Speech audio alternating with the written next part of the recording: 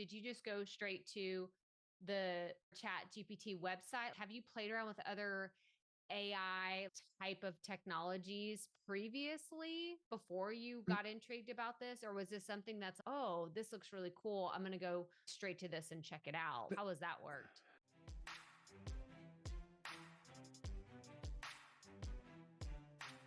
I've played around with similar technologies that are that have AI buried in them, but not anything like this. The first kind of chat bot I used was back in the early 90s. There was a thing called Eliza that was supposed to be this virtual psychoanalyst based on expert systems. But that's like an ox cart versus a Ferrari. I'm familiar with conceptually how all this stuff works at a really high level. I never really played with it like I have in the last few weeks. So walk me through what that looked like then. Did you know what you wanted to play around with? And people were like, well, what do you create? Like, what do you do? And they're like, it doesn't matter. Just create something. You need to do this and that.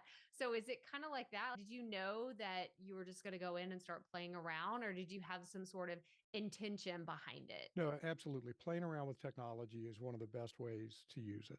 One of the first things I asked it to do was to write a poem about our cat, Taz. She's a little gray cat that just everything she does is funny. And from the first moment I saw her, she's been like that. So I described Taz and said, write a poem about Taz. And it cranked out this poem. It was actually, I mean, I'm no poet, but if I read it, I thought, this is a decent poem. And I started to see what it could do. So I went through dad jokes and all kinds of silly stuff before I started to get a feel for how to interact. One of the things about ChatGPT is that it is conversational. And so it's not like Google, find me websites on XYZ. Right. It's, okay, tell me about this, tell you. And then it's, well, I don't quite get this piece of it. Can you explain that some more? And then you keep refining it. It's really like having a conversation with an eternally patient, incredibly knowledgeable friend. You can keep asking it for more stuff and changing directions, and it'll keep cranking out answers. I want to really bring this home for people listening right now. You've listened to this podcast, you know that there's podcasters, YouTubers, bloggers, people that are just creating content on lots of different platforms and channels. Is there something specific that you see ChatGPT or other AI that will be coming out to solve problems for them specifically? I do.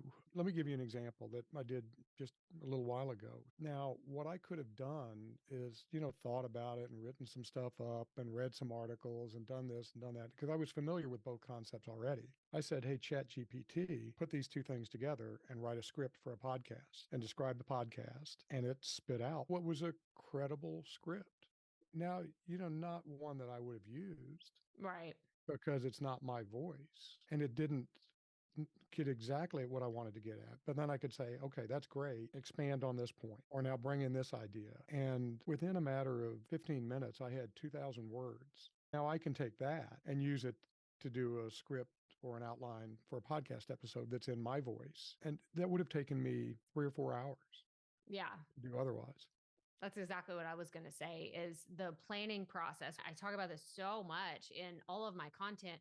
The planning piece is really the place where I encourage everybody to spend more time because that cuts down on the post-production. The more you can plan and really flesh out the ideas or the point that you're trying to make in your content, one, it's clear to your audience what it's about. But two, if you have specific calls to action, everything kind of leads up to that. And it's very clear what the overall message is. So Right. I love the idea of speeding up that initial, sitting there with a whiteboard, you have the blank Google Doc with the cursor just blinking at you. And you're just like, what am I supposed to talk about? Because that's the question I get all the time. It's like, I don't know what to talk about next week. Or these are the things that have performed well, but I don't know what to talk about this next time. So I love the idea that you could just pop in your most popular topics that you have and say, come up with a new concept. Like, how can I tie all these together? That sounds awesome. And it's really subtle in one way. So what it helped me do is recognize what wasn't clear.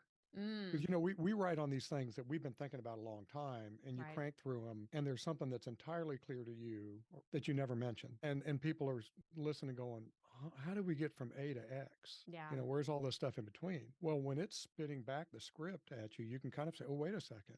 I wouldn't have thought about putting this piece in. Or wait, there's a hole here where we need more detail. And you've got a solo podcast. My personal podcast is solo. It's kind of a lonely thing. Well, imagine having this always there assistant that you can just bounce ideas off of. Like I put out, I said, what do you think about this title for this episode? And it basically slapped me in the back of the head and said, what are you thinking? That's a terrible title. That's going to turn people off because of this, this, and this. And it was right. If you're working by yourself, and I know a lot of your audience is, they're solopreneurs and that kind of thing, here you go. And you've got this assistant. It can do even more than that. You can ask it, give me some topic ideas like you just mentioned. You can ask it to help you refine topic ideas. I was working on an academic paper and I had a sentence I just didn't like, and I rewrote it and couldn't get it there. I said, make this more concise without losing the meaning. Popped it in, there it goes. Its capabilities are just phenomenal. Well, I love the framing of it being an assistant. I have one my Apple Watch that I can talk to. I have the other one from Amazon in my kitchen. It's a constant, like, hey, I am out of milk, and I add it to my shopping list right there. I don't keep handwritten grocery lists anymore. I don't even do them on my phone where I write them out. I say, hey, your name, then, add milk to my shopping list, and it's there. Next time I go to shop, it's there on my phone. Or if I have to remember, oh, the kids have basketball practice today, I will literally push the button on my watch and say, hey, remind me at 4:30 p.m. that we have basketball practice at 5 and we need to leave. I do this every single day already, Craig. So to frame it in a way that it's not a taskmaster necessarily, I'm sure that you could use it that way, but it's actually someone of value. That's how I would relate this to. It's not just an executive assistant that you could task with all these errands to just go do for you, but someone that is a sounding board to go back and forth to pitch and catch literal ideas that can help you in your content and in your business.